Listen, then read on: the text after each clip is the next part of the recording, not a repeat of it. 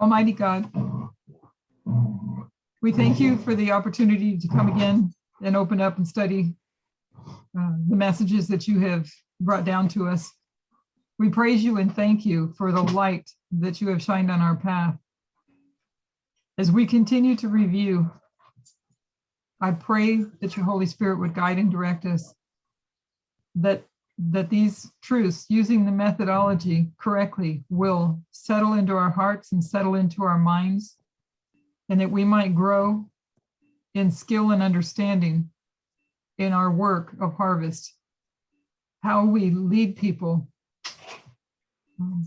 as you led us is so important, Lord, that we do this work right for their sakes, that we not approach people in a manner that will shut them off, but that will cause them to want to know and learn. We just pray that you will help us to this end as we are here in the time of the harvest, and yet you are still working with us. Please forgive us, Lord. Please forgive us and help us to study for the test of all tests, that like we've never studied before in all our days in school, Lord, that we've studied for tests in the past. I pray that you help us and that we would press together to understand these things. We thank you and we praise you and we ask this in Jesus' name. Amen.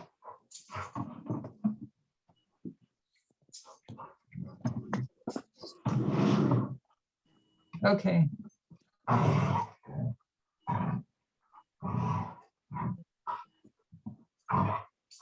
And anybody wants to participate along with this, you can as well too.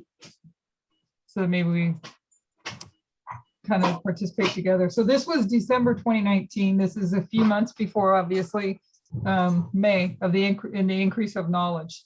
So and we'll continue all those reviews. We've got that going on schedule, but tonight was kind of an open night, didn't have anything on, and I really want, for my own self, and prayerfully it helps us all to better understand the world wars and how you place them. So, okay, so we'll start with a quick review of what we understood in World War II and the Fourth Diadoki War. We marked 1979 to 1989 as a 10-year history. And it's the Third Diadoki War that gives us another witness for a 10-year history that leads us to 1989. And I don't remember this one. I was hoping that I was going to ask if anybody remembers the Third Diadoki War witness for this 10-year history. Does anybody remember?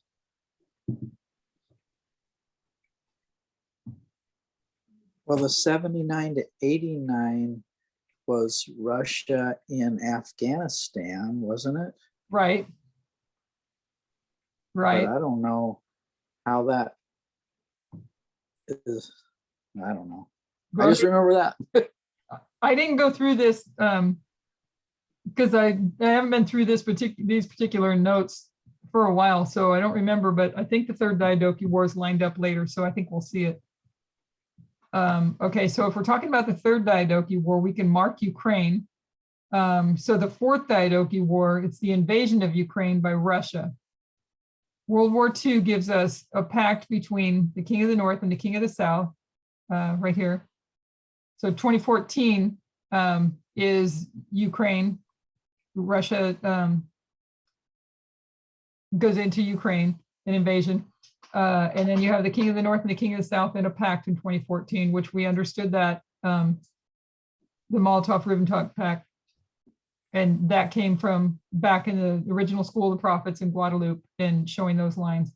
So we marked 2014. Then in 2016, this was the Battle of Ipsus. From the Fourth Diadoki War, we have Ipsus and its battle between the King of the North and the threefold enemy. And this battle here, there's a pact here. And then you have Ipsus, which was the King of the North. Ipsus had two different perspectives to it.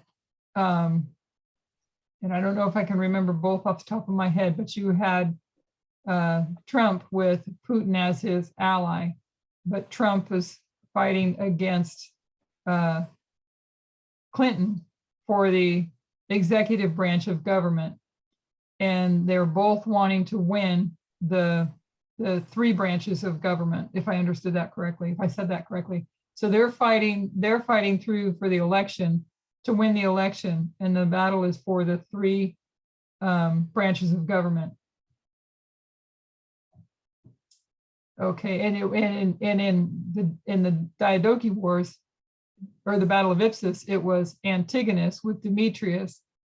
Antigonus would be Clinton, one like the ancestor, trying to maintain the establishment as it is.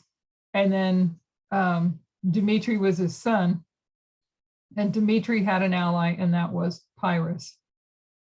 And they were fighting Cassander, Lysimachus, and Seleucus in the Battle of Ipsus.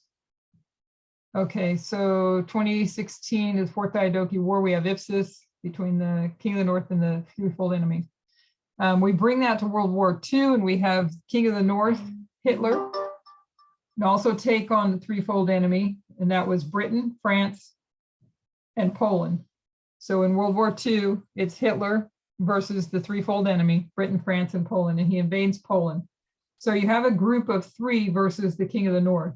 And the King of the North and the King of the South for that battle are working together in alliance, which is what I just said. I just left out World War II. So you have Antigonus and Demetrius. Demetrius has an ally, and that's Pyrrhus, against Cassander, Lysimachus, and Seleucus. World War II, you have Hitler against a threefold enemy, Britain, France, and Poland, and he invades Poland. And then you have, for Ipsus, you have Clinton. This is the one perspective that I do remember. Clinton versus Clinton and Trump, both vying for the three branches of government. And Trump has an ally, and that is Putin. So, and the King of the North and the King of the South for that battle are working together in an alliance. And this is the beginning. This is beginning the war on the Western Front. So this is war on the Western Front, World War III. War on the Western Front. After 2016, we marked 2018, and Pyrrhus gives us the Battle of Heraclea.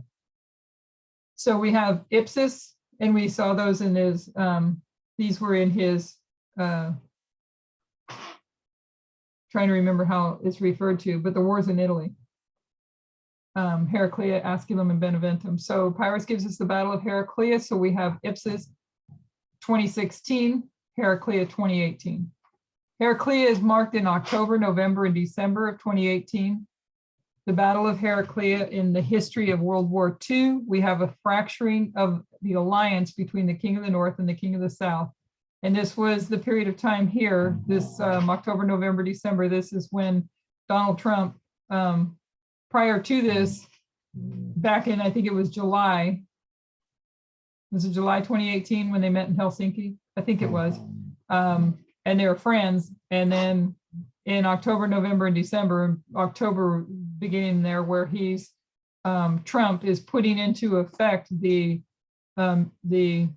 executive order that he did way back in 2017 with the cyber protection. I don't remember what it's called, but cyber protection. So they begin to work, the United States begins to work offensively as opposed to defensively in cyber warfare with protecting the midterm elections. So the Battle of Heraclea is the history of World War II. We have a fracturing of the alliance between the King of the North and the King of the South, and that was the fracture there. And there was, Trump had actually said to, not Trump, Putin actually said to Bolton, you know, what happened? We were friends, what happened? So they're able to put that back together and last another year or a little bit longer. Then we mark 2019, the breaking of this pact entirely, and the beginning of war on the Eastern Front. So this is Panium, Asculum, Raphia. Did I say, sorry, Panium is here, sorry. Raphia and Asculum, not Panium, sorry, and his war on the Eastern Front. So the pact is over, and now it's a battle with the East, with Russia. Okay, so then this is when Hitler invaded the Soviet Union. So we have Western Front and Eastern Front. The Western Front takes us from 2016 to Panium or Beneventum in the Wars of Pyrrhus. And the Eastern Front takes us from 2019 Raphia to Panium. So particularly in 2016, we've been seeing between Trump and the West this war go on as he fights to control the three branches of government. He already has the executive as Hitler took Poland. Then he has a drawn out war for the legislative and judicial branches. We'll discuss that later, how that has progressed for him. That is what we understand from Pyrrhus and the history of World War II. After the Battle of Beneventum, another lesson that we have from Pyrrhus is a repeat of the following structure. We actually came to this study by going to Daniel 11:40. Daniel 11:40 part A takes us to the history of 1798. Prior to 1798, what do we have between the King of the North and the King of the South? There's an ongoing war between the King of the North and the King of the South. And then 1798, we mark the deadly wound. After the deadly wound, there's a death, 1799. Then in the future, we mark a resurrection. So this would be the King of the North, the papacy. There's a deadly wound in 1798, and then there's a death in 1799. And that's Daniel 11:40, part A. We take that to Daniel 11:40, part B, and we found the exact same structure. We saw that we have 1989 as being the end point in an ongoing war between the King of the North and the King of the South. So you have 1989. So we mark war in here, just like you had a war going on here. You have a war going on here. So we mark war, deadly wound, and a progressive fall and death in 1991. And this was the King of the South and the fall of the Soviet Union. Then we understood that the King of the South would again resurrect and come back into the Bible story. Because if Sunday law is Daniel 11, verse 41, we're still living in verse 40. This is the model of part B of Daniel 11, 1989, marking the defeat of the King of the South. We have marked again in this history is what we have marked again in this history is since 2016, recognizing that the Battle of Panium, March 2021, is also a defeat of the King of the South. So we can recognizing what we found in 2016, that the King of the South, or understanding of the King of the South was incorrect, recognizing that the Battle of Panium, March 2021, is also a defeat for the King of the South. So we can place it on the same structure prior to the defeat of the King of the South at Panium. There must have been an ongoing war between the King of the North and the King of the South that leads us up to Panium. So this battle between the King of the North, the King of the South, in our history, it's the Russia and the United States, Putin, Russia and the United States, that leads up to Panium, which is then going to be a deadly wound for the King of the South. Panium then is what? What does prophecy choose to mark as significant? And that's the deadly wound, marks the deadly wound. What do we know? And we know that in 1989, the deadly wound is marked, but the death comes later. And I was watching some videos on that as well. The fall of the Soviet Union in 1991 just happened like uneventful, unlike what 1989 was. It was like uneventful that when it collapsed. So what do we know of the King of the South at Panium? Is it gone? It's going to start to fall and then it will die. At the Sunday law is the death. We know that this completes the story of resurrection. So this death will be final.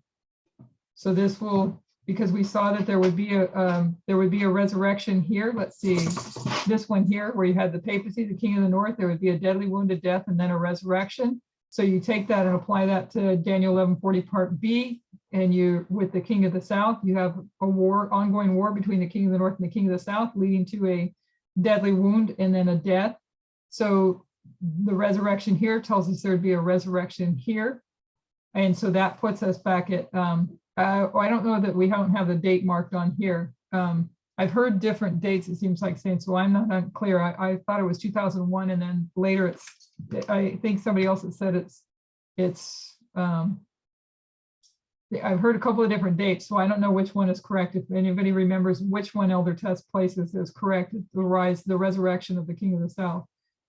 But you have a resurrection of the king of the south, and there's a war here, which we just went through on the previous slide. The Molotov-Ribbentrop Pact going on, Ipsus happening, all those battles, 2014, 2016, 2018, 2019. So this ongoing war, it brings you to Panium, where you're going to see a deadly wound and then a death. And this is a final death of which the king of the south is gone.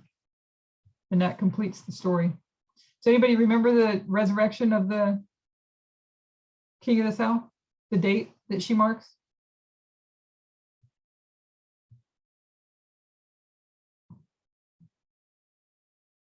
Okay. But I found the answer, I think, to the tenure for the 1970s. Diadoki? Third Diadoki? Yeah. So I found in her charts on the Pyrrhus Macedonia line, Okay. the 10-year period from 317 BC to 307 BC is Cassander places The dictator. dictator in Athens, and then DEM frees Athens, revolution in Pyrrhus. Yeah, he places the Demetrius. Is it Demetrius there? Yeah. As the dictator, right?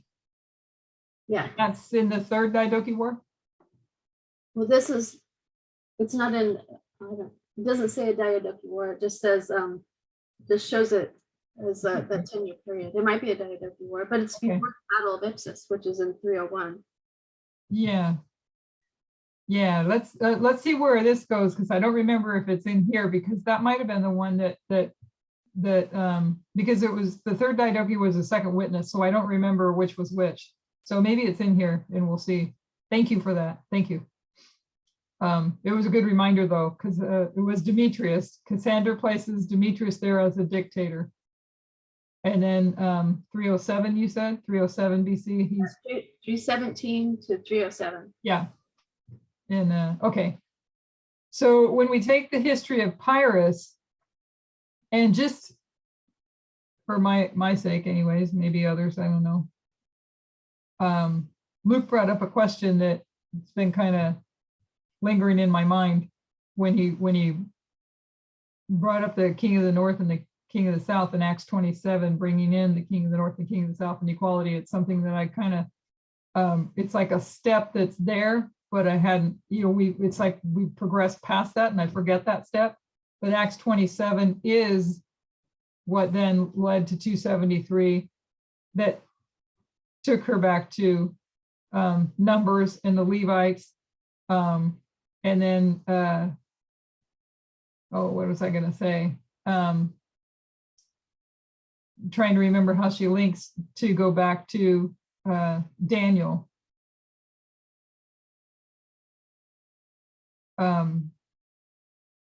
To see that history that is skipped in Daniel. That brings you to the king of the south. So Acts 27 took us to the king of the south. Okay, I probably messed that up. I hope you understood that. So Acts 27 takes us to the king of the south. And so where we were at in 2016 in hearing a wrong understanding open up about the king of the south, we were understanding that the king of the south was not dead, and that there would be other battles with the king of the south. But our understanding of it was a hot war. And the study of Acts 27 led to the study of Pyrrhus to give us the study of the king of the south and equality. Okay, so when we take the history of Pyrrhus, we want to remember it takes us through Ipsus, Heraclea, Asculum, and Beneventum. At Beneventum, Pyrrhus is defeated, but the south of Italy is not entirely conquered and Pyrrhus is not killed, so deadly wound. If we could remember this is progressive and take our minds back to those studies, Beneventum was what date? It was 275 BC, and then you have 272 BC at the Sunday Law. Between the two, you have 273 BC. So the Battle of Beneventum was 275 BC. Pyrrhus is defeated. The king of the south is defeated. The southern portion of Italy that Rome had been fighting for was inevitably lost to Rome, but hadn't yet fully been taken, and Pyrrhus hadn't been killed. It's fully taken at 272 BC with the fall of Tarentum.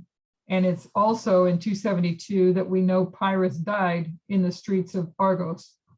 Argos meaning, anybody remember what Argos meant? Harvest? Say that again.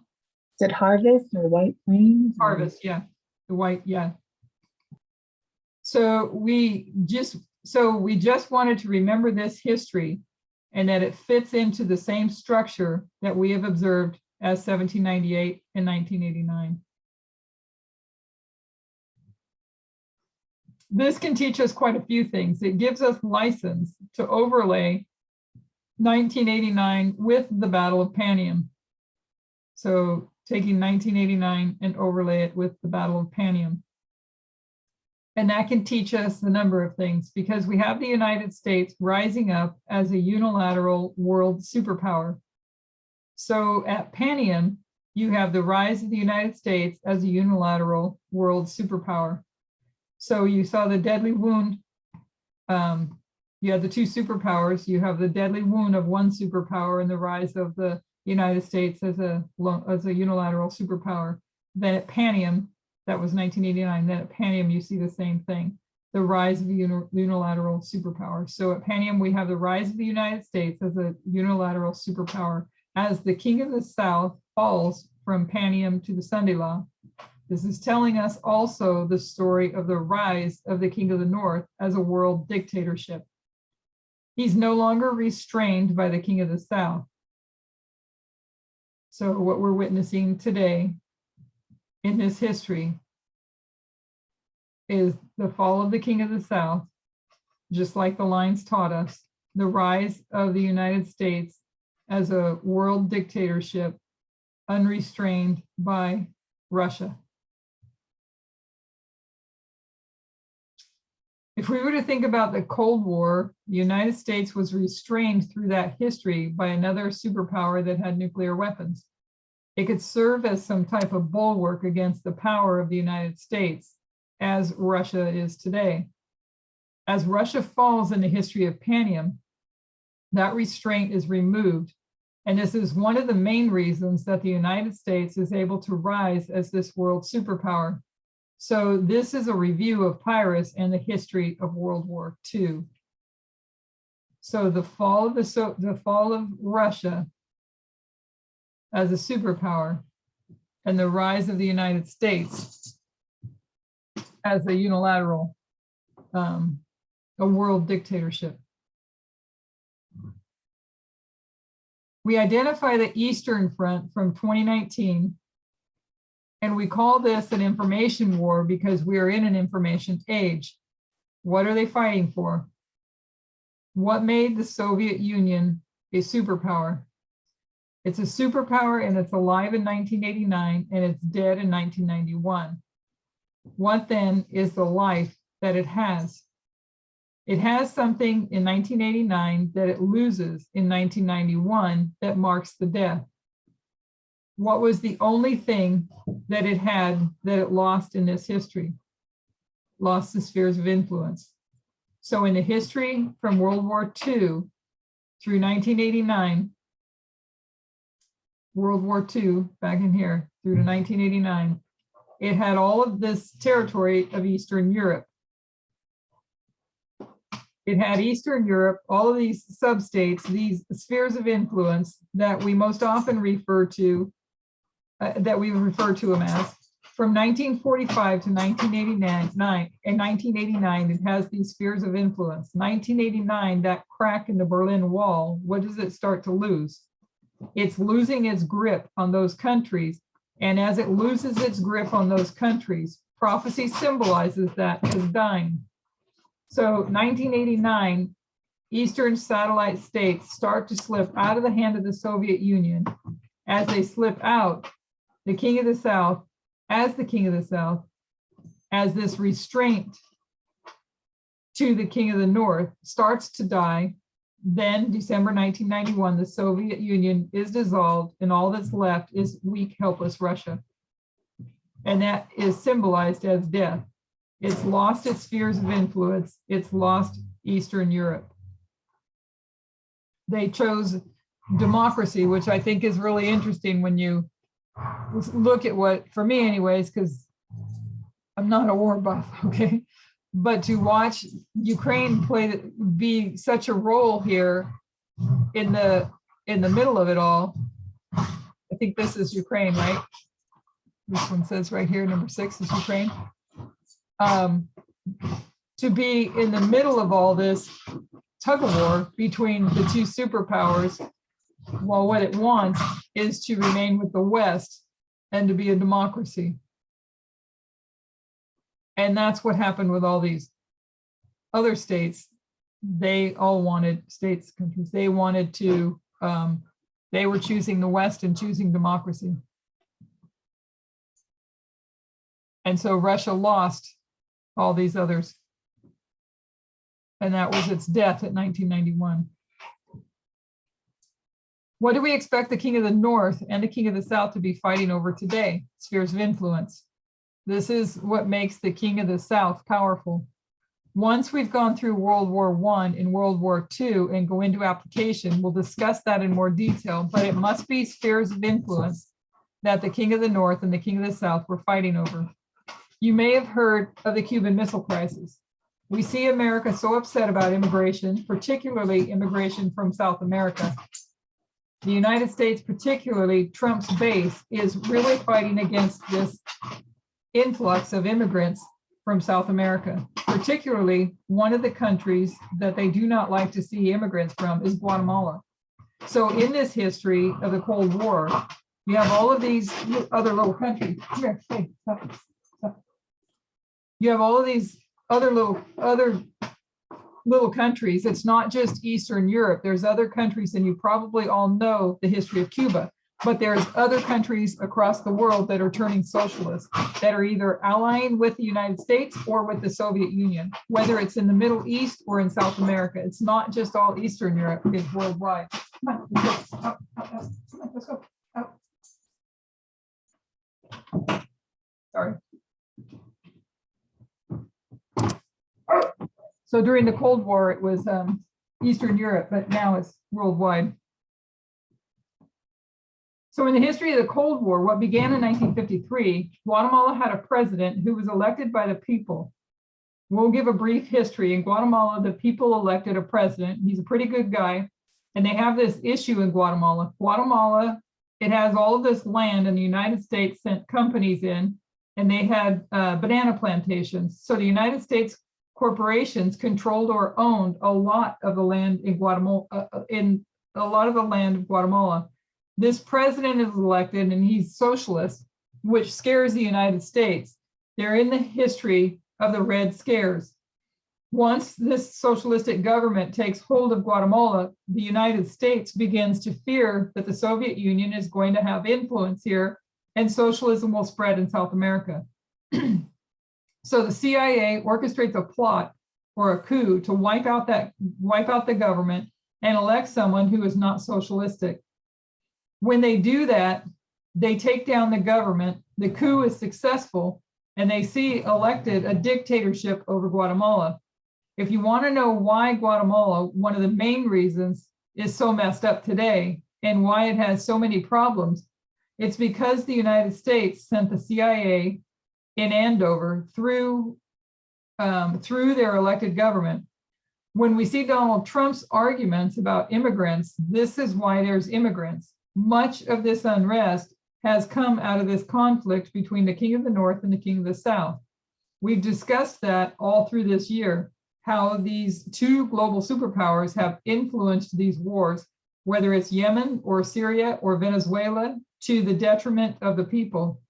This was the history in the Cold War, where not just Eastern Europe, but in all of these other countries, the United States and the Soviet Union were fighting to turn the government either socialist in favor of the Soviet Union or capitalist in favor of the United States. They did so much damage in that history. So, and she's placing this then at why you see Donald Trump's arguments about immigrants. This is why there are immigrants. The problems that between the battles between the king of the north and the king of the south cause problems in these here in particular. She's talking about Guatemala, and you have all these people flooding into the United States. So they're fighting all through this war, 1945 to 1989, over spheres of influence. So we know that in this war, what leads up to Panium, what they're fighting over is spheres of influence. So this history here, what leads up to it is fighting over spheres of influence. At the waymark of Panium, what begins to come out of the grip of Russia, Vladimir Putin, is his global power, influence over these other countries that are relying on him for support on the world stage. So for anybody that wasn't here, we were talking earlier about Biden going to Venezuela and talking to Maduro, is that his name, Maduro? And striking a deal there to get oil from Venezuela. And also had two prisoners, I remember, that were released. I don't know if anybody knows any details on that.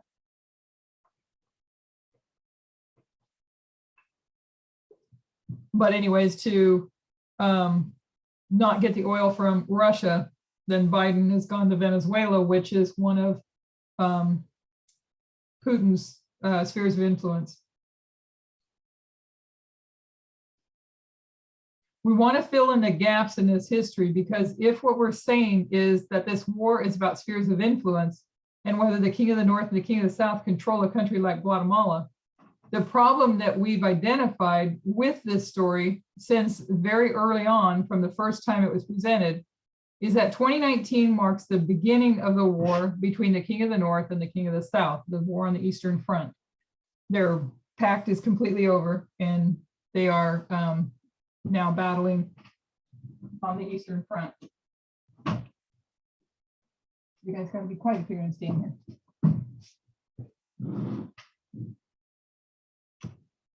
Let's see. They're fighting over spheres of influence. If they're fighting over spheres of influence, why do we not have that marked all the way through this history with Iraq, with Syria, with Venezuela, with Ukraine? They've been fighting over spheres of influence for a long time. It didn't begin this year. If they've been fighting over for a long time, that's already a description of what this war looks like. This comes back to what we discussed previously. We need the first woe and the second woe to explain the third woe. So we need the First and Second World Wars to come together to explain the third. This narrative only gives us the Second World War. It doesn't give us the history of the first. So we need to take the first, World War I, and combine it with the second to have a completed picture. So this history here gave us World War II, and we need to look at World War I. Now we'll go back through the history of the Diadoki Wars. We understood that the Fourth Diadoki War and that story of Pyrrhus, combined with World War II, gave us this first line. And when we talked about the Fourth Diadoki War, it lined up with World War II. But what we identified was that this Fourth Diadoki War is a war between some major players, namely Antigonus and his son Demetrius, fighting against Seleucus, Ptolemy, Lysimachus, and Cassander. This is the story of the breakdown of Alexander's great empire. So Alexander the Great dies 323 BC. And in Daniel 11:4, it tells us Alexander dies and his kingdom is divided into four. These four: Seleucus, Ptolemy, Lysimachus, and Cassander. All the Bible narrative does is say Alexander dies and up comes four. But these four Diadoki Wars that we speak about, they are the history between the death of Alexander and the rising up of the four generals. That process to go from 1 to 4 took 22 years. So Alexander dies in 323 BC, and you have these four generals divide up his empire at the Battle of Ipsus in 301 BC. Just so we know where we are historically, we're in the midst of Daniel 11:4 and the breakdown of Alexander's empire.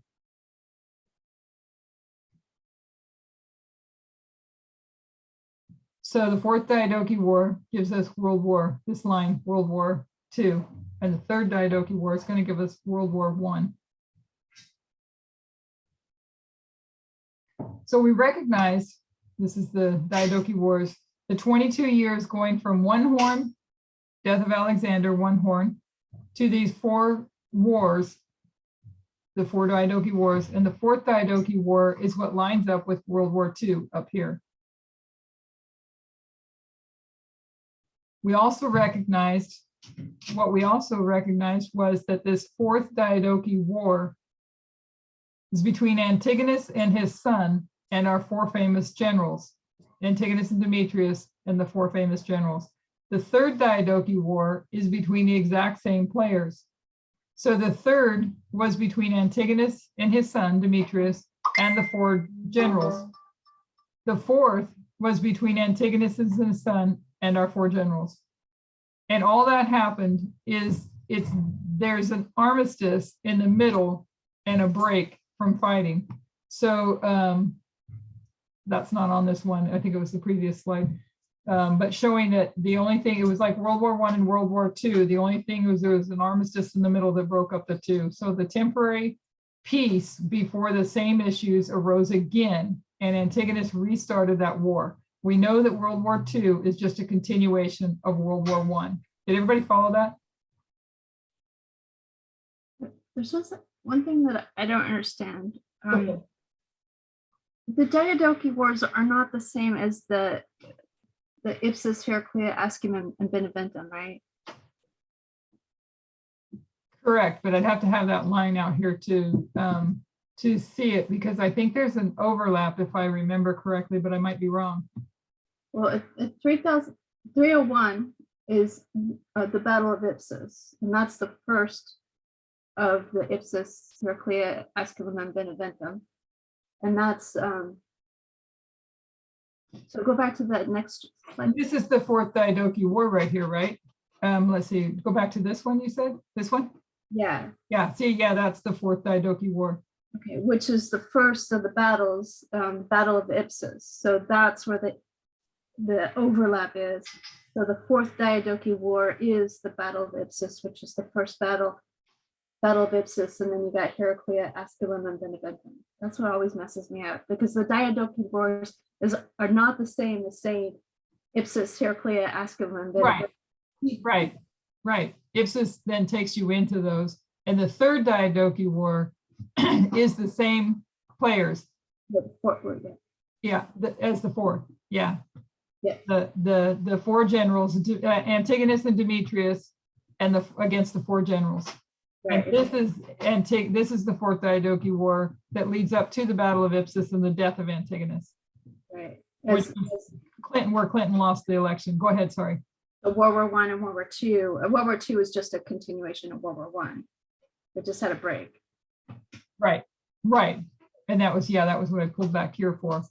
The same thing happened in the Third and Fourth Diadoki War. They're the same battles, the same players, but there was just a break in between. And the same thing with World War I and II. Correct. Anybody else?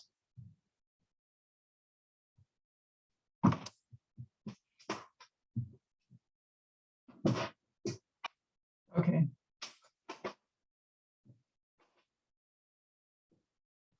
So here's a quote from heritagehistory.com. The fourth war of the Diadoki War was just a continuation of the third. Antigonus and his son Demetrius were at war simultaneously with Ptolemy in the south, Seleucus in the east, and Lysimachus in the north.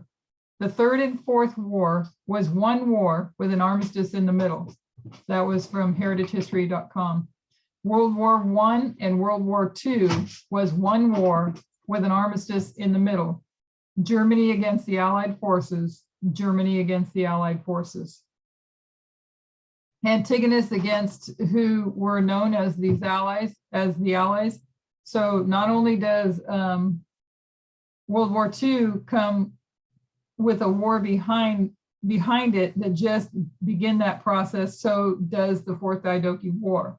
So when we go back into the history of the third to understand what happened and also combine it with World War I.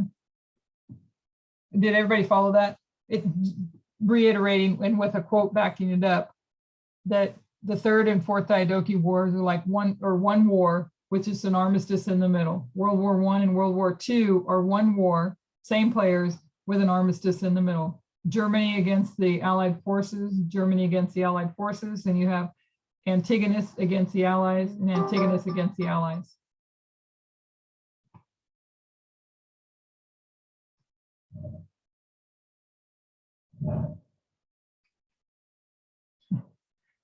Okay, so we could take much longer on this study, but it would take too long. So we're going to skip through this.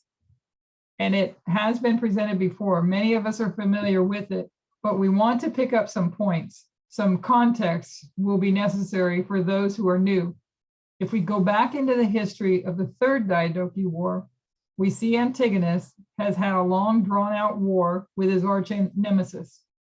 This is the history of war between Antigonus, who represents the king of the north, and Eumenes. Antigonus and Eumenes, who represents the king of the south in this history. Antigonus has had this long drawn out war with Eumenes, who is in the east. At the Battle of Gabine, I don't know if that's how you say that, Gabine, Antigonus defeats Eumenes. So here's the battle, and he defeats, Antigonus defeats Eumenes. Antigonus finally defeats him with an interesting strategy. First of all, Antigonus has two major allies through this war.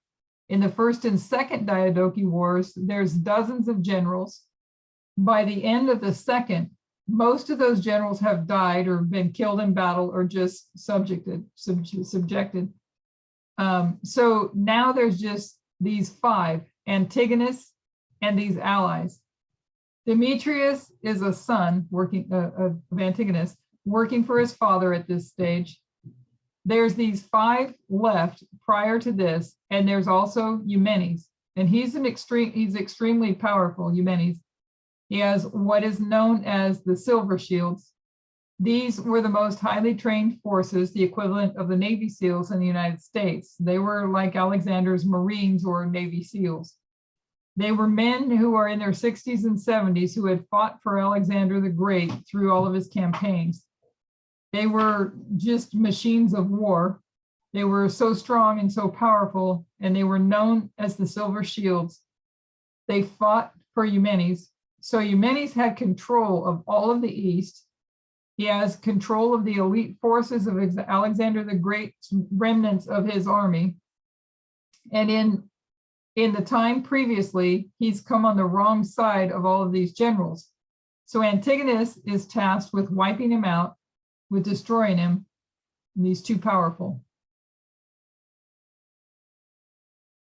Antigonus attempts to wipe out Eumenes. He creates two important allies. One of them is Python, and the second is Seleucus. So there's another general, a more insignificant general in that history, Python. He has some territory, and he is fighting on behalf of Antigonus, literally alongside of him in some of those battles. Stop that. Sorry. Seleucus is also giving moral support. He's harassing Eumenes whenever he can and supporting Antigonus, feeding his army, etc. So these important allies, Python and Seleucus, are aiding Antigonus as he tries to wipe out Eumenes. You guys will lay down. Okay, so the Battle of Gabin, I don't know if I'm saying that right, was the second great battle, the third battle in total. The battles of, I don't know if I can read those names, between Antigonus and Monophilus and Eumenes, the two of Alexander the Great's successors, the so-called Diadoki. The battle was fought near Gabin in Persia in 315 BC and ended the second war of the Diadoki. It established Antigonus as the most powerful of the successors. So we can kind of see where that's going if we remember, whether we remember the study or not. We can look on the line and see what we're looking at, that Antigonus is now the most powerful of the successors. So there's a battle between the king of the north and the king of the south here. This is prior to the, this is the third Diadoki War. No, it's got to be the second Diadoki War leading to the third Diadoki War. Okay. So at the Battle of Gabin, they finally come head to head, and you have Antigonus with Python attack the forces against Eumenes. So these two sides charge each other, and what they send in first is the elephants. For those of you that are familiar with the history of Pyrrhus, you'll know why that's significant and what they symbolize. They charge the elephants, and this is on a vast salt plain. So they're meeting at opposite sides of this vast salt plain, and the first front sent in the charges is all of the elephants. As these elephants charge, the dust arises, it swells up on the salt plain and hides each other from their view. This creates chaos. In the midst of this chaos, Antigonus comes up with a clever plan. Eumenes has the silver shields.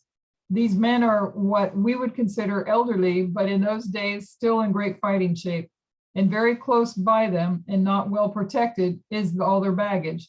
Everything that they've ever won fighting for Alexander through all of his campaigns, all of their 60 to 70 years of life, all of their wealth, everything is in that baggage train, along with their families, their wives and children. It's left behind them, and it's not well protected. So as this salt plain erupts and this dust cloud arises, Antigonus sends men behind unseen, and they take the baggage train. Let's see.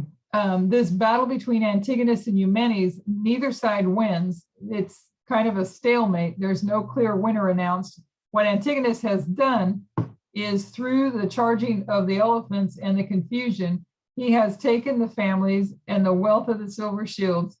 The silver shields, they want back all that they've ever campaigned for. So they go to Antigonus to make a deal. So the silver shields, who belonged to Eumenes, go to make a deal with Antigonus to get their stuff back. They say they'll surrender Eumenes if you give back our families and our baggage. Antigonus agrees. Eumenes is defeated. He's handed over to Antigonus and killed. So this battle, Antigonus has an ally of Python and Seleucus, and the battle between Antigonus and Eumenes, the elephants come forth, cause a salt dust storm, if that's what you want to call it. Antigonus sends someone back here to take the baggage, and the silver shields want all that baggage back, and they make a deal and hand over Eumenes to Antigonus, and Antigonus kills him. And he becomes the lone superpower. So we'll make this application directly, because otherwise we'll lose the information as we go along. We talk about the history of 1989. It's marked in inspiration as a battle between the king of the north and the king of the south. There has been this long drawn out war beforehand between the United States and the Soviet Union. In 1989, we mark the defeat of the Soviet Union, defeated in battle. One of the main reasons the Soviet Union lost all of its strength in its history, it went into an ill-timed, ill-thought-out war in Afghanistan, this history here. This is known as the 10-year Afghanistan War from 79 to 89. This 10-year war, it drained not just all the resources of the Soviet Union, It destroyed their economy. It also started tiring the people and destroyed their confidence in their own government.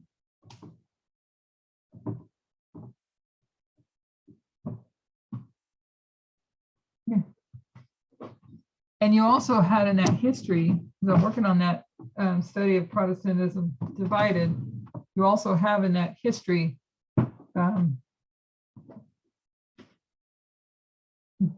when Russia invades Afghanistan, you have on the Pakistani border, that's where you have, I'm trying to think of the other guy's name, Abdul, I remember the full name, Azim. And he calls for his friend Osama bin Laden, and that's where they take radical Islam and set up all the schools on the border of Pakistan and radicalize the Middle East with Sunni Wahhabism. Okay, during this period of time here as well. Okay, so in this war, the United States had two allies. The first one was fighting with it directly, as Python fought with Antigonus directly, and that was the Mujahideen. So you've got the Mujahideen here. The Mujahideen, where the rebel forces inside Afghanistan were the rebel forces inside Afghanistan that were supported and fought on behalf of the United States. So this history here is where this all developed. They came out of this. So now you've got them fighting the Mujahideen and the rebel forces inside Afghanistan that were supported and fought on behalf of the United States. So they have one ally fighting directly for them with the Mujahideen, as Antigonus had one ally, Python. But then he also had another one, Seleucus. So you have the king of the north and the king of the south, this battle going on. And Russia has invaded Afghanistan, and the United States, I want to make sure I say this right, or anybody else can jump in here if they want. The Mujahideen are the rebel forces inside Afghanistan, which are backed by the United States, also backed by Saudi Arabia, but backed by the United States. So they have one ally fighting directly for them with the Mujahideen, as Antigonus had one, and that was Python directly with him. Seleucus wasn't directly in that. He's marked in prophecy as carrying the symbology of the king of the north, king of Babylon. But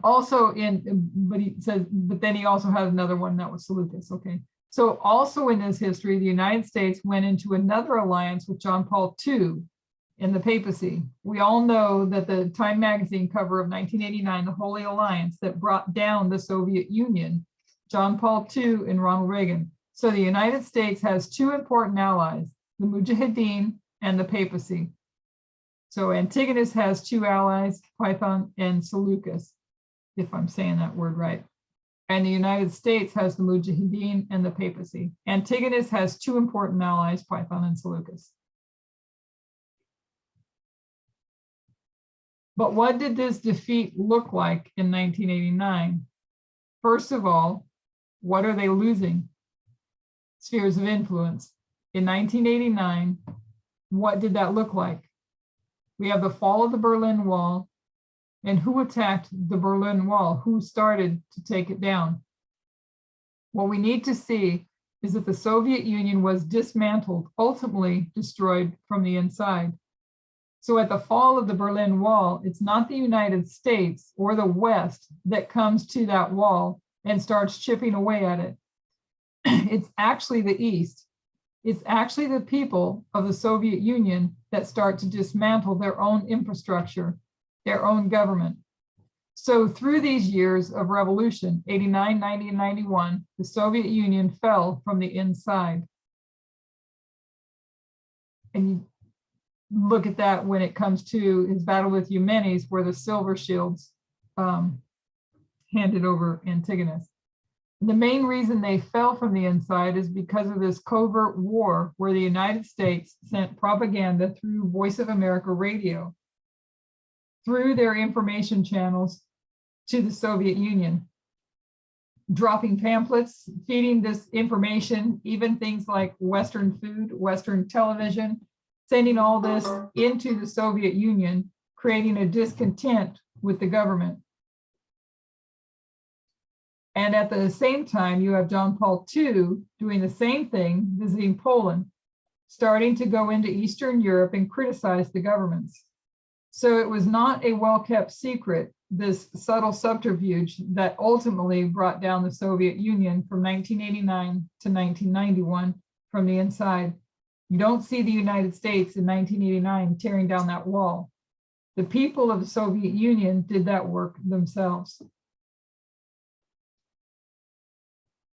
The people of Eumenes, the Silver Shields, they betrayed him. This side betrayed their own government. They took down that empire themselves. So you have Antigonus defeat Eumenes, and he takes on the title of Master of Asia. Antigonus titles himself Master of Asia, and he is now a superpower. He has a massive empire that stretches all through the east, all the way to into the west. These four generals, they start to become uncomfortable. He takes this title of Master of Asia, and he has this plan that he's going to rebuild Alexander the Great's empire with himself at the head, continuing on the same empire. He wants to see it all united under one government and not split out and divided up north, south, east, and west.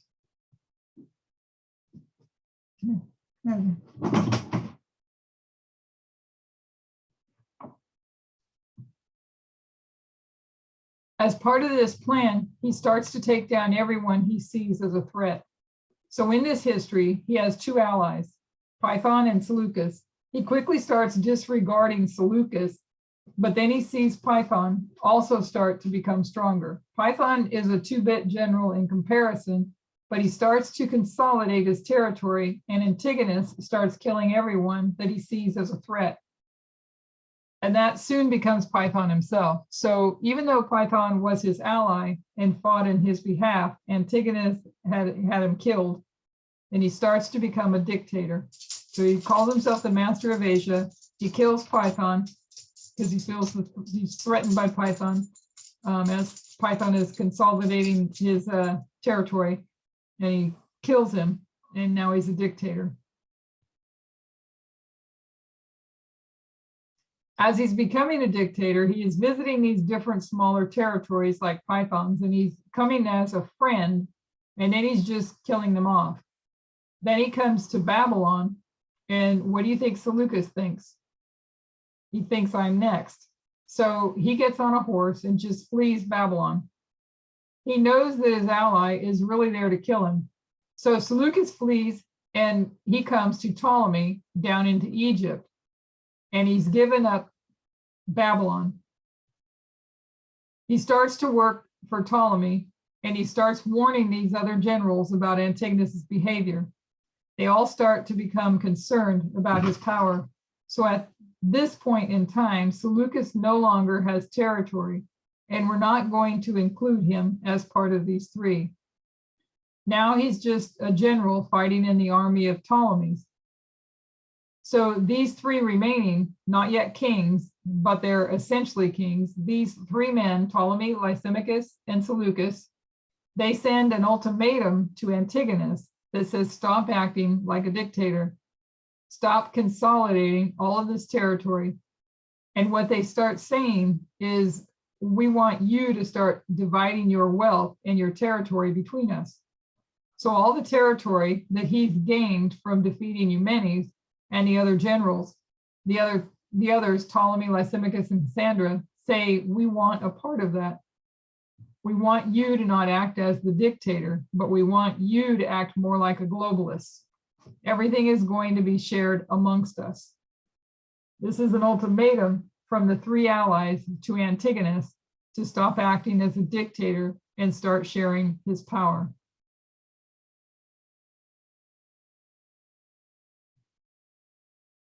Antigonus rejects this proposal and decides instead to go to war with them. He goes to war with our three allies, and he begins that by attacking the territory of Ptolemy.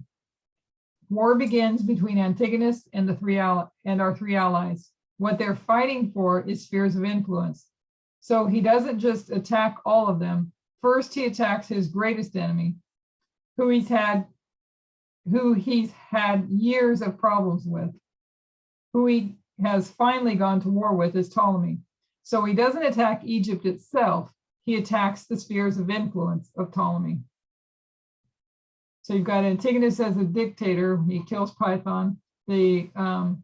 The allies send him an ultimatum to share the territory with them.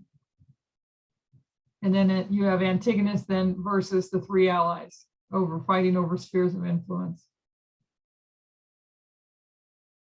When he attacks the spheres of influence of Ptolemy, this is the area of Coal Syria.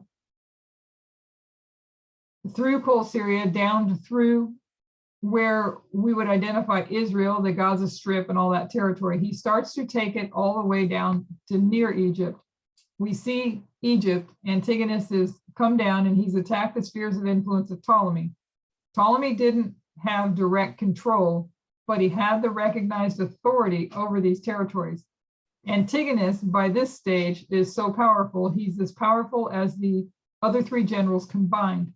So he's no idle threat. He takes all of this territory and then he leaves his son Demetrius to hold it. So he takes all this territory and he leaves Demetrius to hold it. He travels back up to start warring against Lysimachus and Cassander. Demetrius is holding his territory and his generals are telling him, whatever you do, don't fight Ptolemy because you won't win. So Demetrius is told, don't fight Ptolemy. Demetrius is young. He's never fought a battle without his father. Ptolemy is a seasoned general trained under Alexander the Great. And they're telling him, you've never fought a battle without your father. There's no way you can fight against Ptolemy and win. So Antigonus has left Demetrius to control it, but his generals are telling him wisdom would dictate, don't fight. So he's supposed to control it, but the generals are telling him, don't fight Ptolemy.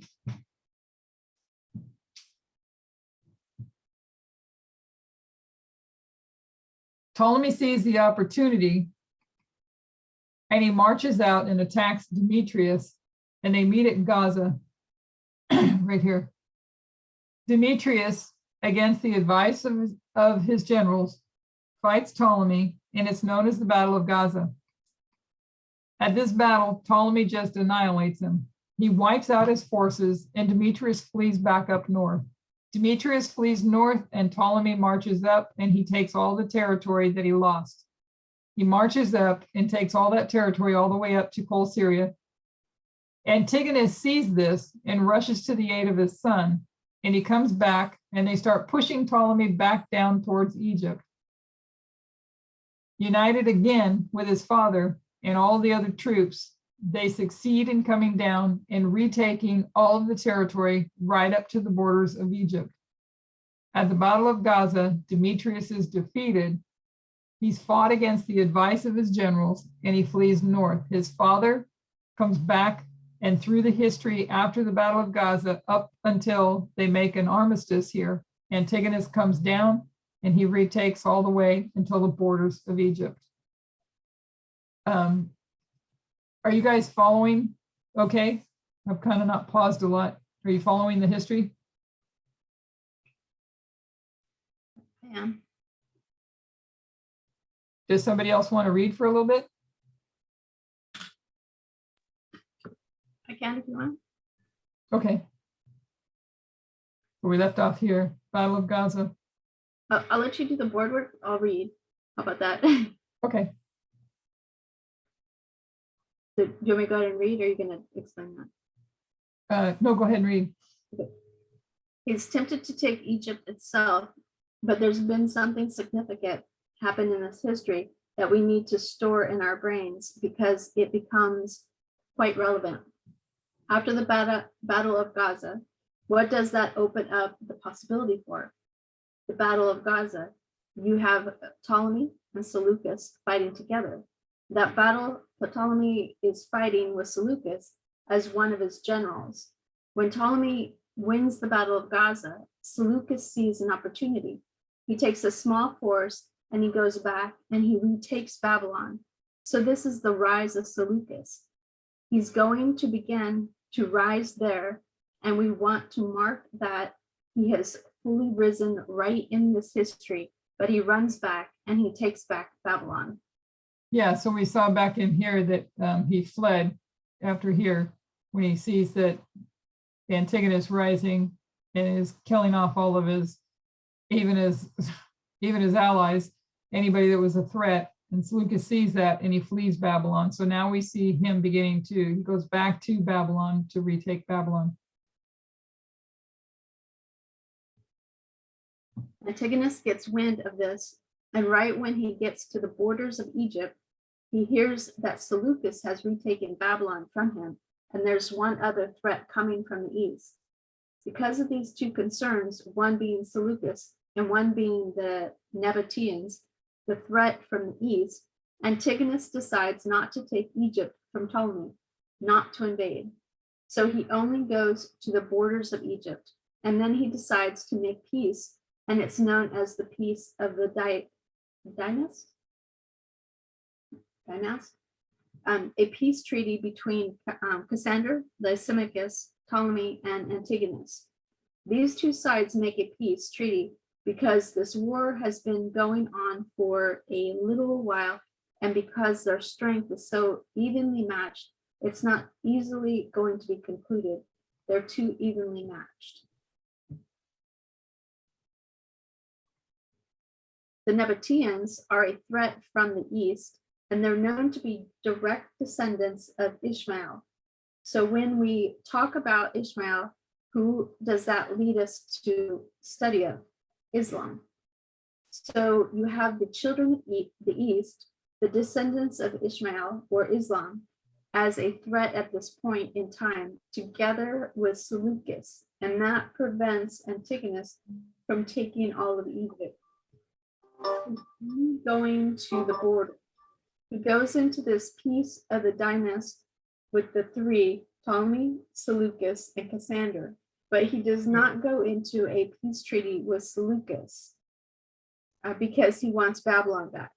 So he intentionally doesn't go and make that peace treaty with Seleucus, and he marches up to Babylon, and he fights what is known as the Babylonian War. So those would be those three allies, Ptolemy, Lysimachus, and Cassander. He makes a peace treaty with them, correct? Yes, but not Seleucus. But not Seleucus, because he wants Seleucus. Babylon. And he wants Babylon back. So in the box, the Babylonian War was a conflict fought between 311 and 309 BC between the Diadoki, Antigonus, Monophthalmus, and Seleucus, ending in a victory for the latter. The conflict ended any possibility of restoration of the empire of Alexander the Great, a result confirmed in the Battle of Ipsus. It also marked the infancy of the Seleucid Empire by giving Seleucus control over the eastern satrapies of Alexander's former empire.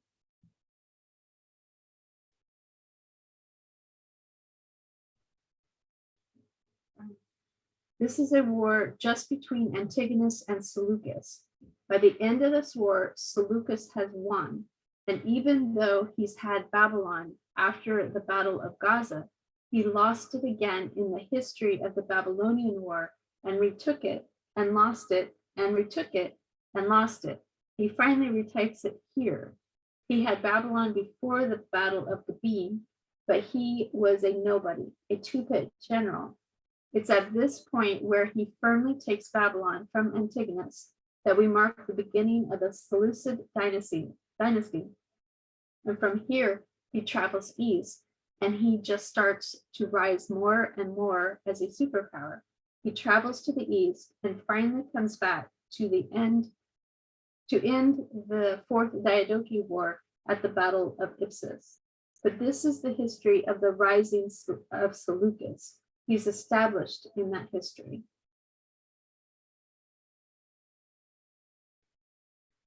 This concludes the Third Diadoki War. As we said before, we have the Third Diadoki War and the Fourth Diadoki War. They are one war, and in between them, the peace of the dynast, the peace treaty. In between them, this Babylonian War and the rising of Seleucus.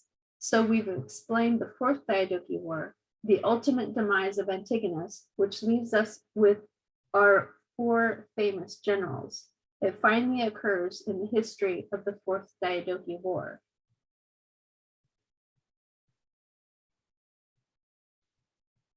The Third Diadoki War lines up with the history of World War I, and we know that these two combined also come into our own history to explain it, to open it up. We'll move from the Third Diadoki War into the history of World War I now.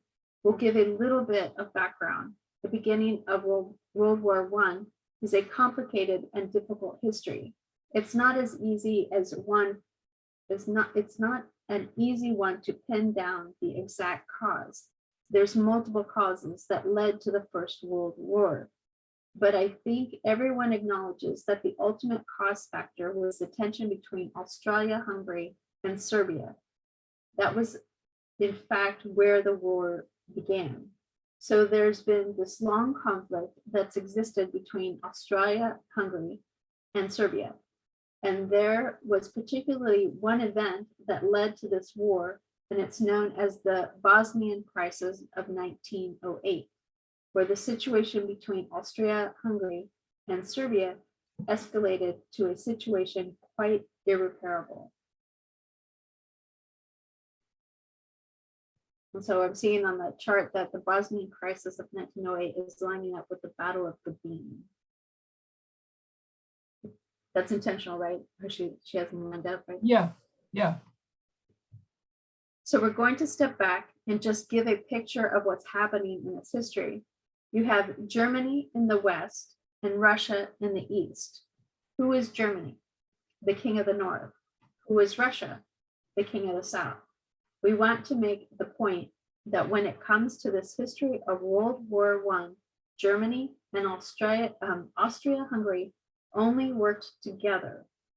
They made every step in unison. So we want to combine Austria-Hungary with Germany as the king of the north. Another reason for it being its symbology, it is the two-horned power, and we know that it's the two-horned power in this history. So just an interesting detail that having two gives us. It's the rise of the United States symbolized by Germany, but you also see the destruction of Austria-Hungary. And what do we know is destroyed within this reform line? The United States as a two-horned power. So it's actually giving us more information about the fall of the United States as a lamb-like beast. So we have Austria-Hungary and Germany, and they're working in unison. Austria-Hungary didn't even declare war until they had permission from the Kaiser of Germany. So you have Austria-Hungary and Germany, and they have a problem, particularly Austria-Hungary with Serbia. Serbia is this little country, but it was very ambitious. Oh, sorry. No worries.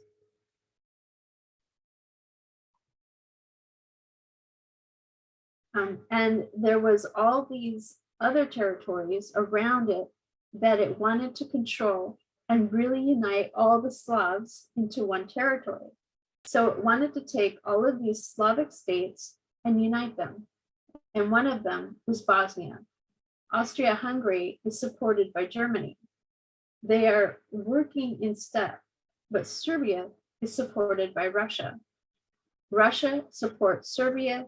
Germany supports Austria-Hungary. So you got the little satellite, is that what it called it? Satellite?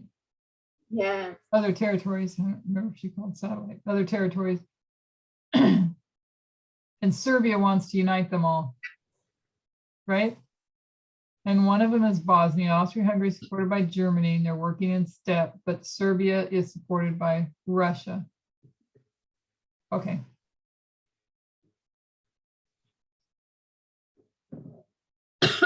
Sorry. We'll quote here about just leading up to this history.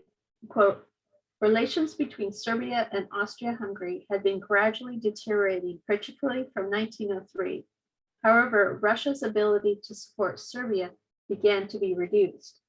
In this prior history, Russia had been at war and it was losing and then lost that war with Japan. In this history, Russia is in a weak state and cannot offer support to Serbia. Also in this history, leading up to the 1908 Bosnian Crisis, from 1905, Russia is also in this internal state of revolution. So because of the external losing of a war and the internal condition of revolution, the two issues Russia has, it lost a war and it has internal revolution, the two reasons that Russia is too weak to support Serbia.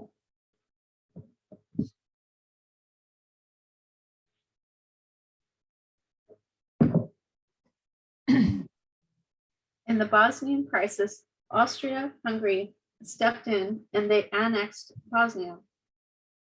They took Bosnia as part of the Austrian-Hungarian Empire. This upset Serbia to no end. The Serbs were furious, not just because Serbian people lived in Bosnia, nor even because they just hoped to conquer Bosnia themselves, but because they had a financial interest in Bosnia. This was able to give Austria-Hungary economic leverage over Serbia. So there's an economic reason that Serbia wants to control Bosnia. Instead, Austria-Hungary takes it. Austria-Hungary sees Serbia as a threat because it knows that Serbia is ambitious and wants to unite all of these territories under itself. This is the 1908 Bosnian Crisis. Serbia appeals to Russia for help, is willing to go to war to retake Bosnia, but Russia steps back and won't help because it's too much trouble itself. But because it loses and cannot back up its ally in this history, Russia is humiliated. They feel humiliated as a country that they do not have the power to support their own allies. Again, just because of the complications of this history, we'll make application directly now so we don't forget those details. So taking the third Diadoki War to show us World War I, and then she's going to make application. Okay. In the history of 1979 to 1989, there's another crisis developing. This is the history of a conflict between Iran and Iraq. Iran undergoes a revolution in 1979. They turned into the Iran we know today. Iraq goes through a revolution in 1979. Saddam Hussein takes power, and those two newly formed identities are at ideological odds, and they quickly go to war. So there's a war between Iran and Iraq in this history. Iraq is not able to win that war. It ends in a stalemate, but they have economic problems from that war. So beginning in 1989, they have a lot of debt that they're looking to repay. And one of the territories that they want to get that repayment of that dip from is Kuwait. So we have this territory, Iraq. Saddam Hussein, he did want to unite the Middle East.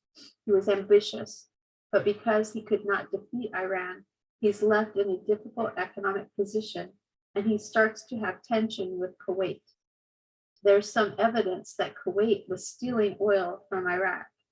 They had not been following the OPEC oil agreements about how you fix prices, and it was costing Iraq a lot of money. So he decided that he wanted to take Kuwait, and he stepped in there in the history of 1990, and he invaded Kuwait. So she's lining up for the King of the North in World War I, Germany with Austria-Hungary. And then we have the USA on the line she's working on now. And you had Russia as the King of the South on both of them. And Iraq as Serbia, this country that wants to unite the whole Middle East. Right? Mhm. And Kuwait is supported by the United States. Did I say that right? I believe so. He invades Kuwait. Okay. So Saddam Hussein invades Kuwait, and then who steps in? The United States comes into that battlefield, and they force Iraq out of Kuwait. I want to just give us a little bit of that history. The United States saw the ambition of Saddam Hussein as a threat, just as Austria-Hungary saw the ambition of Syria. Both of them were trying to unite the territories around them into one government. Iraq and Serbia, right? Right, Trying to unite the countries. Okay. the Middle East. When Iraq invaded Kuwait, it was too powerful. So the United States stepped in and they invaded Kuwait and forced out Iraq. They took Kuwait from Iraq, and they didn't just take it from Iraq. They went in and really did a work to destroy the economy of Iraq. But Iraq had an old Cold War ally in the Soviet Union. So through this history of 1989 to 1991, the Soviet Union, which originally had been supportive of Saddam Hussein and Iraq going back through the history of the Cold War, is not able to support Iraq in this Gulf War crisis. Because that would be during this period of time of the fall of the Soviet Union. After that long war between the King of the North and the King of the South, right? Right, exactly. They were falling apart themselves. Instead, Iraq loses Kuwait to the United States. This creates an economic problem. Austria-Hungary had economic leverage over Serbia through the taking of Bosnia. The United States had economic leverage over Iraq through the taking of Kuwait. Russia was supposed to support Serbia, but it's too weak because it has lost a war and it's undergoing an internal revolution. So the Soviet Union could not step in and support their ally because they had just lost the Cold War in the history of 1991, and they were also going through internal revolution. So in the history of the Bosnian Crisis, we see Serbia line up with Iraq. This conflict over Bosnia line up with Kuwait. Austria-Hungary lining up with the United States, and Russia too weak and humiliated through this crisis lining up with the Soviet Union.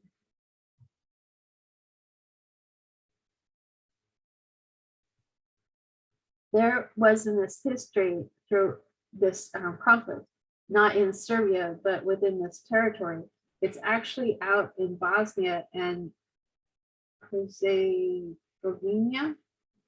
There starts to rise up this terrorist organization, and they're known as the Black Hand. The Black Hand begins to rise up as a response from that Slav population against Austria-Hungary. This is a terrorist group. They decide to strike in 1914 and assassinate Archduke Franz Ferdinand because of this conflict between the Slavs and Austria-Hungary. The terrorist organization comes together, calling themselves the Black Hand, and they assassinate Archduke Franz Ferdinand in a terrorist attack. This is what is known as the direct or immediate cause of the First World War.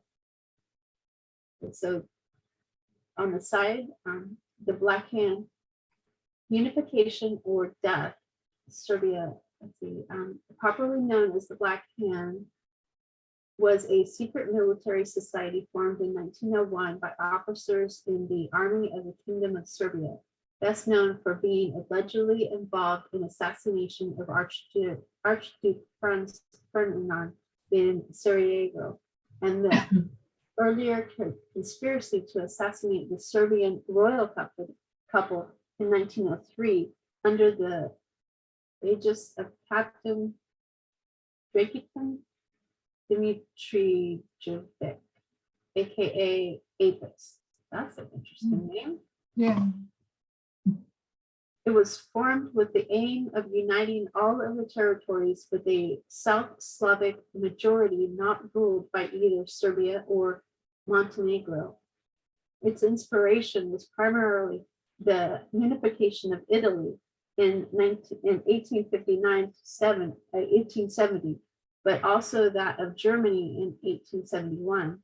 Through its connections to the June 1914 assassination of Archduke Franz Ferdinand in Sarajevo, which was committed by the members of youth movement Young Bosnia, the Black Hand is often viewed as having contributed to the start of World War I by precipitating the July Crisis of 1914, which eventually led to Austria-Hungary's invasion of the Kingdom of Serbia.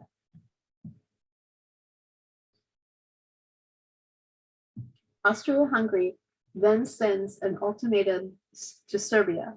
It essentially says, if you don't fulfill this really impossible list of demands, we're going to go to war with you. And this list of demands was give up your sovereignty. So Austria-Hungary says to Serbia through this ultimatum, you're either going to give up your sovereignty or we're going to invade you. Serbia fulfills most of the requirements in that ultimatum. They're a long way from avoiding war, so much so that even Germany and these other European countries believe that there will be no war. They think that Serbia has done enough to satisfy Austria-Hungary, but Austria-Hungary had wanted a war with Serbia for a long time. They were only looking for an excuse, so they were never going to be satisfied with anything. They were determined to have this war. Despite the fact that Serbia had filled most of the demands of that ultimatum, just short of giving up their sovereignty, it was on July 28, 1914, that the First World War began with Austria-Hungary invading Serbia, and in a matter of days begins a war on two fronts, the Eastern and the Western Front, beginning at the same time. So as soon as Austria-Hungary invaded Serbia, you see Russia start mobilizing, Germany starts mobilizing, and then it's all-out war between the East and the West. Germany is fighting a war on two fronts, and we explained that in a previous study. In the First World War, how Germany is here and they're fighting against Russia now, and Russia is going to war because it's humiliated in this history. It could protect Serbia it could not protect Serbia in 1908. And they say we're never going to let that happen again. If Serbia is threatened again, we will defend you. And when Serbia is threatened again, Russia at all costs will protect it. So Germany and Austria-Hungary fighting a war on that front, also fighting against Britain and France. So Germany starts coming up with an interesting plan. This war has been dragging on too long, and they decide that if they're going to win this war, they need to end the war on one of these fronts. Oh, sorry. They can't keep fighting on both of the East and the West, so they decide to end the war on the Eastern Front through strategy. We're going to read some of the history, particularly this is the history of 1917. So there's been internal problems with Russia for quite some time. And we all know of Vladimir Lenin. In the 10 years leading up to 1917, through all of this history, Lenin has been hiding out in Switzerland.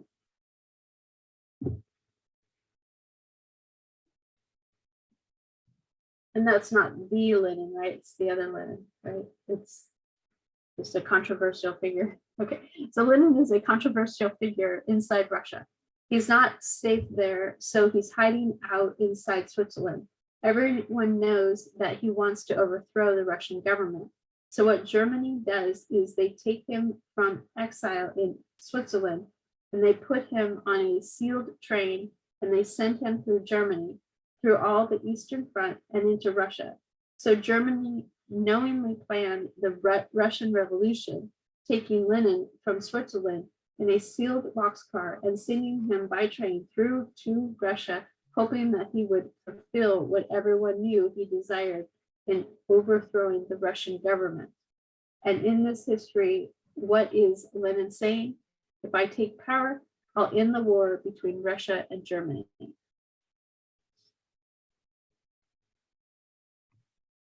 Ludendorff, the famous German general, says Lenin will overthrow the Russian patriots, and then I will strangle him and all his friends. So Ludendorff is saying in sending him, he's going to overthrow the Russian patriots, and then I'll just destroy him. There's a telegram in Berlin in a historical museum that was sent through to German government that read, Lenin has arrived safely in Russia. He's doing just what we wanted him to do. When does Lenin take power? In 1917, November 8th. This ends the war on the Eastern Front.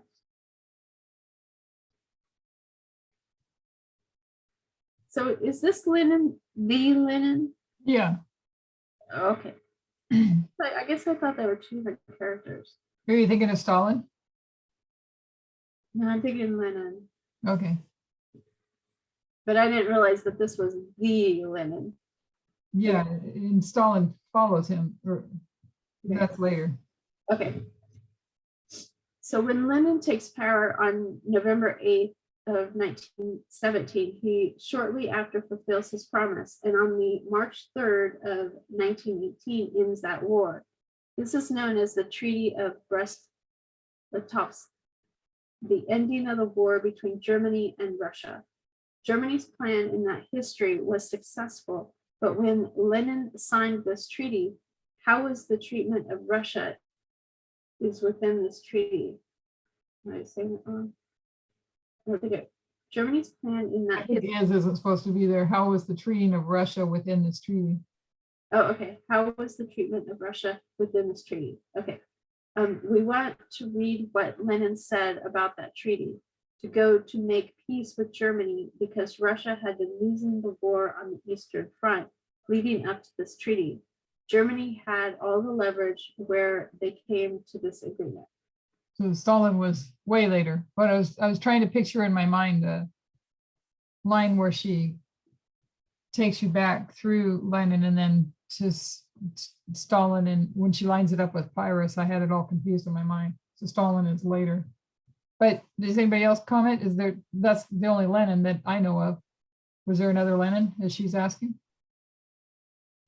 Yeah.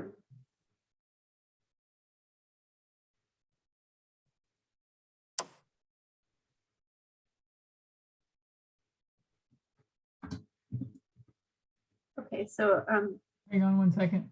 okay. Okay, so so we got World War I up here and then the US. Okay. So we're missing the third Diadoki War on this one. Okay. According to this treaty, Russia recognized the independence of Ukraine, Georgia, Finland. They gave up Poland, the Baltic states of Lithuania, Latvia, Estonia. They ceded Kars out of their hand and gave them to Turkey. The total loss is constituted some 1 million square miles of Russia's former territory, 1/3 of its population, or around 55 million people, a majority of its coal, oil, and iron stores and much of its industry. Lenin bitterly called the settlement that abyss of defeat, dismemberment, enslavement, and humiliation. So even though this looks like a peace treaty, this was a huge loss to Russia. So much so, they actually lost most of their industry and a third of their population.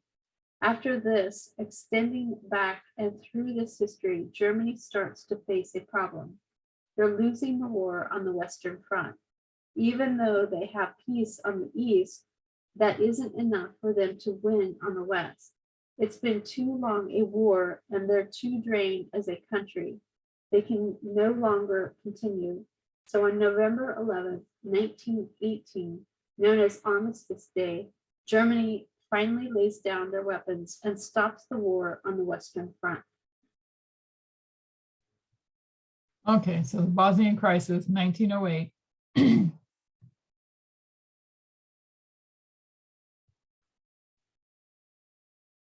It's Austria-Hungary, Germany, Austria-Hungary, and versus Russia, right? Austria-Hungary or Serbia wants to unite all the Slavic states. Austria-Hungary goes in and defends Bosnia, correct? Yes. So they have economic links to them. You have the Black Hand. I'm trying to remember, if somebody can give me a, Serbians. what was that? Serbians? They're Serbians, yes. Okay. And they go, let's see, there's a terrorist attack. Is this the death of Archduke Franz Ferdinand? Was that his death? Did him. Mhm. Okay. And then you have an ultimatum come, Serbia from Austria, Hungary, give up your sovereignty. And then Austria-Hungary invades Serbia. And you have war in Eastern and Western, I think is what we have here. Yeah. Okay, you got the Treaty of Brest. That's a hard one to say. And then Armistice Day. Okay.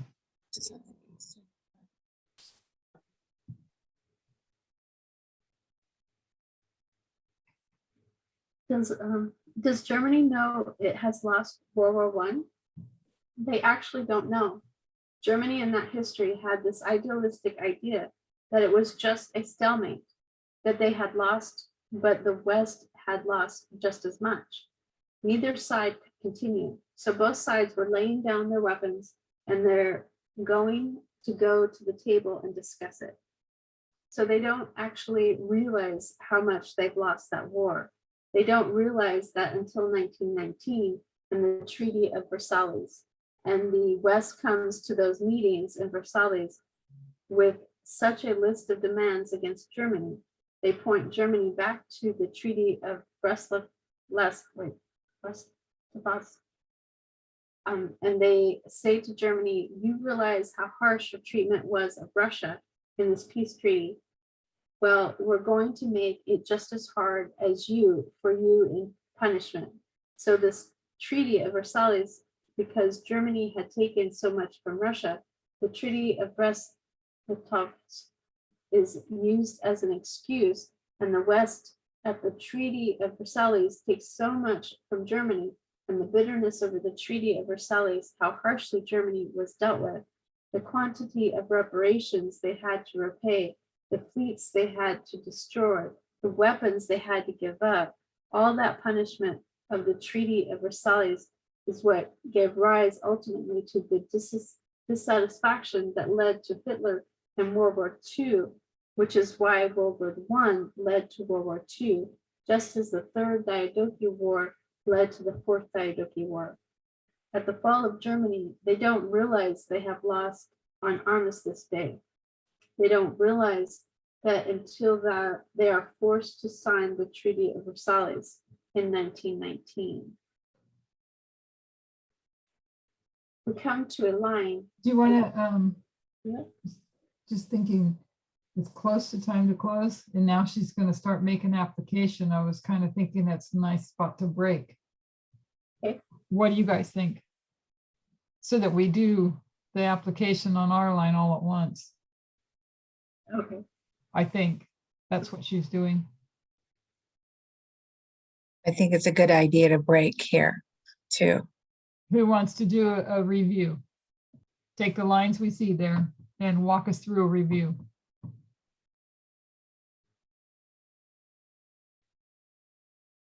Some brave soldier.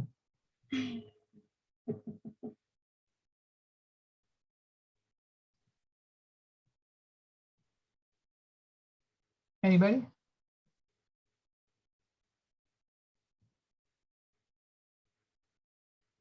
I still stumble in this one a little bit. But we've got the Third Diadoki War first. Meeting at the Battle of Gamine, you see this King of the North and the King of the South, Antigonus and Eumenes are enemies. And at the Battle of Gamine, Antigonus defeats Eumenes. And Antigonus has these two allies.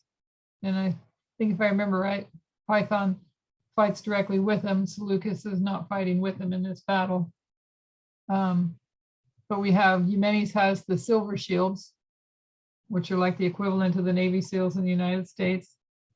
And at this battle, the Eumenes sends in the elephants, correct? Eumenes sends in the elephants, and it's on a big salt plain, causes a big dust, and Antigonus sees an opportunity and sends men back to get the baggage, all the war treasure and the families and all of the silver shields to take away from the silver shields. So the silver shields wind up making a deal with Antigonus to hand over Eumenes in order to get their stuff back. Antigonus then kills Eumenes. He becomes self-declares himself as master of Asia. But then he starts going around and visiting some of these other territories. He's becoming a dictator. He goes around and visiting these other territories and anyone that is a threat to him. So he kills who was his ally, Python. And Seleucus then also sees what's going on, and that's where Seleucus flees Babylon. And so then you have the three allies give an ultimatum to Antigonus that you're getting too powerful, too much, share all this with all of us, with the three allies there. And so then that leads to this war, Antigonus versus the three allies, and they're fighting over spheres of influence. Then you have the Battle of Gaza. That's where Antigonus goes through Coal Syria and down to Gaza and takes all that territory, all that sphere of influence from Ptolemy in Egypt, but he just goes to the border of Egypt, and then he leaves Demetrius there to hold things, and he's warned by his generals not to fight Ptolemy. He winds up in a fight with Ptolemy. Antigonus comes back and takes Demetrius and takes back the land. Then we see that's where Seleucus begins to rise and go back, and during this period of time, retake Babylon, lose it, retake Babylon, lose it, retake Babylon, lose it. And then you see the peace. I hope I said this right. I hope I got this right. Then you have the peace of the Dynas, and trying to remember the peace of the Dynas. Somebody help me. Peace of the Dynast is where he makes peace with the three generals, Lysimachus, Ptolemy, Cassander, but not Seleucus. Okay, and Seleucus then takes Babylon. Yes. Okay, and so you're seeing that rise of Seleucus, and then you get to the next line there, and that's where you have the Seleucid Empire, and Antigonus is defeated. Okay, who wants to take on World War I?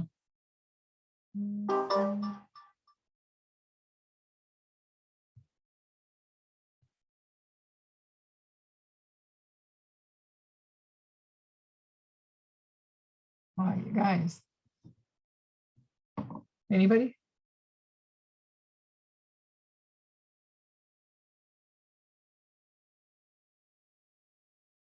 Okay, I'll try it again.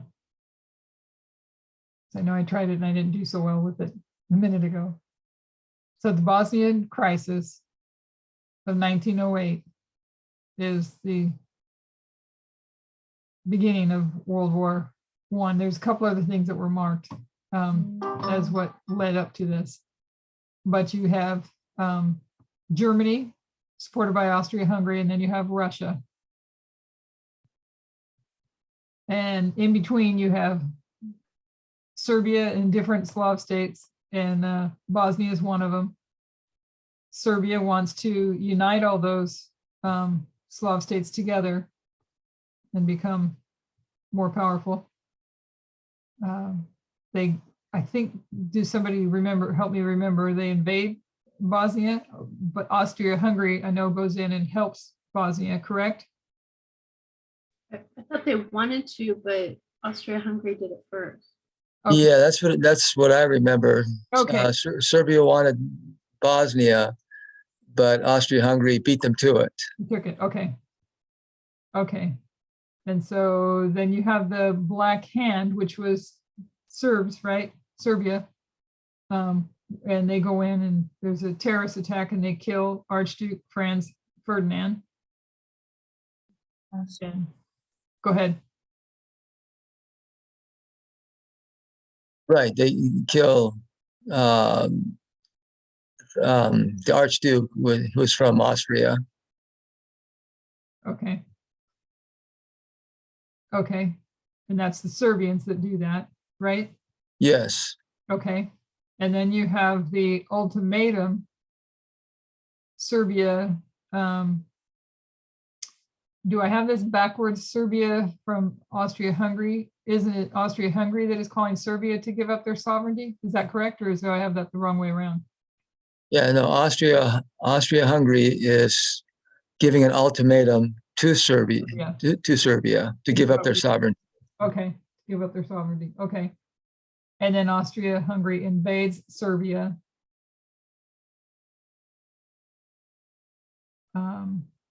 Who remembers, and that's July 28th, 1914. And I don't remember what, the loss to Russia, is that November 8th, 1970? Maybe 1917. Somebody else can pick this up from here. This is where I still stumble. We'll have to review this again. There's a lot of information. Anybody?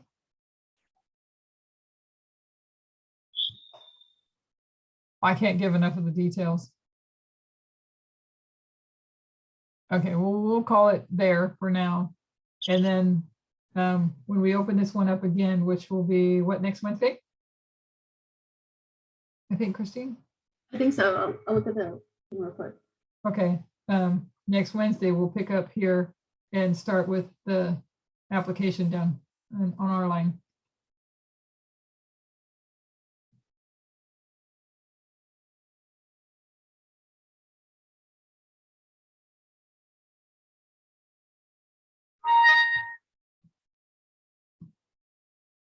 Yeah, Wednesday's open. Okay. So next week we'll continue that on and finish it up. Okay. We should be able to finish it. We actually made quite a way, and depending on how much we go back and try to review, I might do that on my own to review the World War I part. There's a lot of details I can't remember for some reason, and other ones troubled me. So are we calling this this review World War I, World War II, or the three? I think it was called, World War III? the title on it. The title on it is World War III. Okay, cool. Yeah. Let me close out of there. Okay, yeah, the title on it is World War III. Okay. So, okay, would you like to close in prayer?